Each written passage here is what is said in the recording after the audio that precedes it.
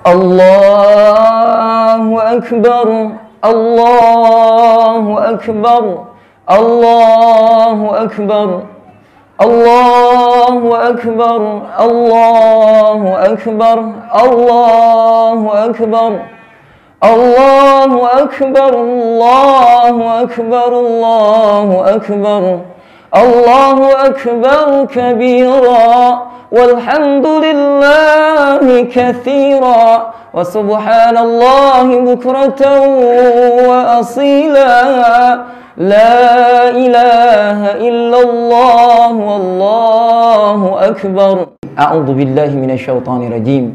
Bismillahirrahmanirrahim. Inna a'tainakal kautsar fashalli li rabbika wanhar inna syani'aka huwal abtar. Shadaqallahul azim. Hadirin jamaah salat Idul Adha yang dirahmati Allah Subhanahu wa taala. Kesempatan yang mulia ini di hari yang berbahagia, bahkan para ulama menisbatkan Idul Adha itu sejatinya lebih utama dari Idul Fitri. Karena kenapa? Kalau Idul Fitri hanya sebatas perayaan hari raya dan selanjutnya tidak ada ibadah ubudiyah yang diatur di dalamnya, maka Idul Adha merupakan puncak dari keutamaan 10 hari di bulan Dzulhijjah yang Allah janjikan pahalanya. Ya, hanya bisa dibalas, hanya bisa ditandingi dan disaingi oleh orang-orang yang berjihad dengan seluruh hartanya dan kembali tanpa nyawanya.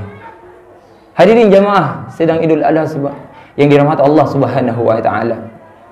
Puji syukur kita, dan syukur ini merupakan sebuah pelajaran yang berkali-kali diulang, terutama setiap kali Idul Adha, karena begitu banyak nikmat Allah yang diberikan.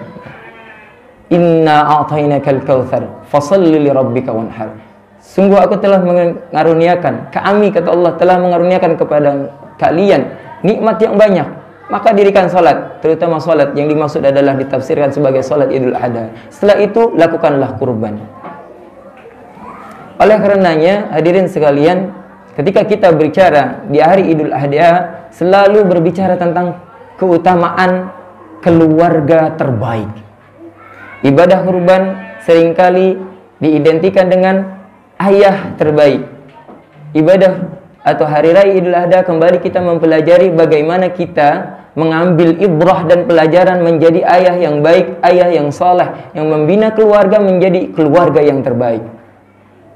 Yang kedua adalah bagaimana kita menjadikan atau kita menjadi anak-anak yang terbaik, juga istri terbaik, ibu terbaik. Bagaimana kita bisa mengambilnya dari keluarga Nabiullah Ibrahim alaihi salam.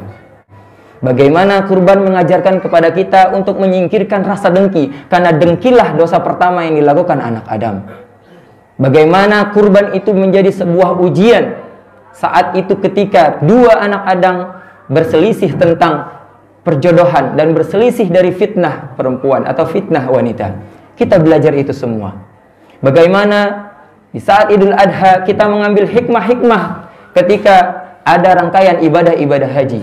Bagaimana senantiasa perjalanan hidup itu selalu digoda iblis, selalu digoda syaitan, sebagaimana Nabiullah Ibrahim berjalan dari mulai bagaimana dia meyakinkan dirinya sendiri, berdiskusi kepada Ismail untuk meyakinkan bahwa mimpi itu benar-benar wahyu Allah Subhanahu wa taala. Sampai berjalannya, sampai ketika mau melakukan eksekusi penyembelihan selalu digoda. Itu kita belajar bahwa sampai detik terakhir kita melaksanakan ibadah kepada Allah Subhanahu wa taala, itu senantiasa ada serangan dan godaan dari kanan kiri, dari depan, dari belakang, dan dari atas oleh syaitan. Itu yang harus kita pelajari. Namun itu semua sering kita dengar. Hari ini khatib akan berfokus pada kisahnya Nabiullah Ibrahim, terutama bagaimana mendapatkan keluarga yang terbaik. Bagaimana kiat-kiat apa yang telah dilakukan oleh Nabiullah Ibrahim sehingga mendapatkan ketika anaknya diperintahkan untuk diajak mengikuti perintah Allah, maka dengan begitu santunnya, begitu ikhlasnya mengatakan bahwa engkau wahai ayahku akan mendapatiku sebagai orang-orang yang sabar. Maka ketika rangkaian itu dimulai, bahkan dalam satu riwayat mengatakan bahwa Nabiullah Ibrahim itu sudah begitu dermawan, melakukan penyembelihan dan hewan kurban, selalu memberikan sedekah. Bahkan dalam satu titik Di hari tertentu Nabiullah Ibrahim berkurban dengan 500 ekor sapi, ya, 100 ekor unta dan 1000 ekor kambing. Sampai pada jatuh kata, kalaupun sekiranya aku kelak memiliki anak untuk Allah, aku kurbankan, aku akan melakukannya.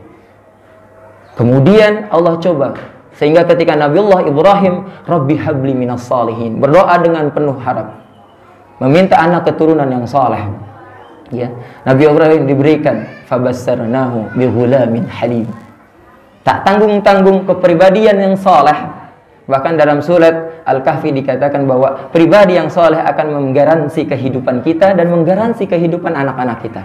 Di akhir surat Al-Kahfi kita baca ketika perjalanan Nabi Musa dengan Nabi Khidir membangun tembok seorang anak yatim piatu yang kalau tidak Allah lindungi, maka hartanya akan diambil oleh orang-orang sekampung itu yang dikenal dengan kepelitannya, kebakhilannya. Bahkan seorang tamu yang seharusnya diberikan jamuan, tidak diberikan jamuan. Hikmahnya apa? Bahwa kesolehanlah yang menjadi asas tunggal garansi keselamatan kita. Adapun yang lain, asuransi yang lain, perlindungan yang lain, itu adalah sebuah qadarullah yang kita lakukan, wasilah-wasilah, tapi nyatanya kesolehanlah. Apa yang membuat harta anak yatim itu dilindungi? Karena kesolehan bapaknya. Apa yang membuat Nabiullah Ibrahim itu mendapatkan ghulamun halim? Halim itu lebih halus, lebih mulia, lebih bagus, lebih soleh dari sekedar orang yang punya sopan santun, anak yang nurut. Tapi begitu lembut, begitu enggak tegaan, begitu toleran, dan begitu sangat memiliki kesantunan yang tinggi. Itu halim. Kenapa? Satu, ternyata tipsnya Nabiullah Ibrahim adalah orang yang menjunjung tinggi keilmuan. Dengan keilmuannya itu memantapkan keakidahan. A'udzubillahi minasyaitonirrajim.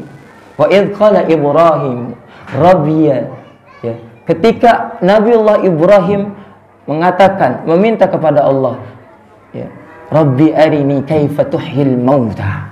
Ya Allah, tunjukkan kepadaku bagaimana Engkau menghidupkan yang mati. Ketika Nabi Ibrahim berkata seperti itu, apakah Nabi Ibrahim masih ragu?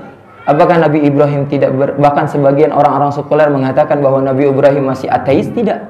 Tapi memahami bahwa kekuatan akidah hanya akan bisa didapatkan dengan keilmuan yang baik. Oleh karenanya, kalau kita mau menjadi seorang ayah yang baik, maka jadilah orang-orang yang mencintai ilmu. Datang ke majelis ilmu, mengalokasikan dana untuk membeli buku, mendatangi majelis-majelis keilmuan, dan menanamkan kepada anak-anak kita untuk senantiasa mencintai ilmu. Rabbi arini kaifa tuhyil mauta. Qala awalam tu'min, kata Allah, apakah kamu belum juga yakin dan beriman? Qala bala walakin liyatma'inna qalbi. Tidak ya Allah, saya sudah yakin. Selevel Nabi Ibrahim ingin senantiasa menambah keilmuannya dan langsung memintanya kepada Allah. Kalau kita saat ini yang membaca Al-Quran, mendatangi para ulama, mempelajari hadis Nabi, untuk apa? Menguatkan akidah. Karena itu dasar dan kepala dari badan kehidupan kita. Akidahnya baik, maka kehidupannya tenang. Akidahnya baik, maka semangatnya luar biasa. Akidahnya baik, maka tidak perlu pengawasan manusia untuk menjadi jujur. Akidah yang baik tidak perlu adanya perselingkuhan. Akidah yang baik tidak perlu ada sesuatu hal yang ditutup-tutupi satu sama lain antar pasangan dan seterusnya. Hadirin jamaah rahimakumullah. Yang kedua adalah kesabaran. Ketika falamma aslama wa tallahu lil jabin, ketika sudah sedikit lagi sampai ke pelipis, ya, ke pelipis Nabiullah Ismail, maka Allah baru turunkan, ya, buka tabir bahwa rahasia bahwa apa yang Allah perintahkan selama ini hanya ujian. Seringkali kita dapatkan dalam kehidupan kita itu, kita mendapatkan rizki, mendapatkan bantuan, terdesak. Itu di saat-saat kita sabar untuk tetap dalam koridor yang Allah halalkan. Tetap dalam koridor yang Allah gariskan dan tentukan. Kemudian kita temukan nasrullah, pertolongan Allah. Dan kita harus meyakini untuk sabar dalam ketaatan. Ketika digoyang dengan masalah, digoncang dengan problem, diuji dengan dari anak, dari istri, dari keluarga, ya, yang mungkin kita anggap merongrong, memusingkan, ya, untuk sekedar menahan emosi dalam mendidik anak dan seterusnya, itu membutuhkan kesabaran. Dan ada dan sering kali bahkan saat-saat tertentu ketika Allah turunkan pertolongannya adalah saat-saat yang paling klimaks kita menahan kesabaran. Apakah kita lepas dari ujian, lulus dalam ujian tersebut atau tidak? Hadirin jamaah rahimakumullah. Untuk kemudian kesabaran itu hanya didapatkan, seringkali disampaikan oleh khatib, ya, bahwa kesabaran pula hanya bisa ditempuh dengan dua jalur, keilmuan dan keikhlasan. Bahwa keikhlasan adalah satu-satunya atau dua dari antara satu ilmu dan keikhlasan untuk mencapai atau memperoleh kesabaran yang maksimal. Ketika ada seorang suami mau memaafkan istrinya yang mungkin seringkali melakukan salah, bukan cara lain kecuali keikhlasan. Bukan atasnya ketakutan kepada istri tersebut, tapi ketakutan dan urusan dia kepada Allah. Datang musibah, tiba-tiba dicongkel, ya, dicongkel spion motornya, ketubruk dari belakang dan seterusnya, yang memancing emosi. Orang yang senantiasa berurusan dengan Allah, dia mengikhlaskan. Bahkan dia senantiasa menerungi. Sekian banyak motor yang terpajang, kenapa motor saya yang kena? Sekian banyak genteng rumah orang, kenapa genteng saya kena batu anak-anak? Kenapa sekian banyak orang yang lewat, kenapa jidat saya yang selalu atau pas kena lemparan anak-anak? Dia emang evaluasi diri untuk kemudian menyerahkan pada Allah. Wah, ini musibah, kehilangan misalnya motor, kehilangan uang, kehilangan apapun, bahkan kehilangan anak. Seperti halnya Nabiullah Ibrahim alaihissalam. Jadi keikhlasan adalah kunci kedua setelah ilmu untuk kita bisa mendapatkan kesabaran yang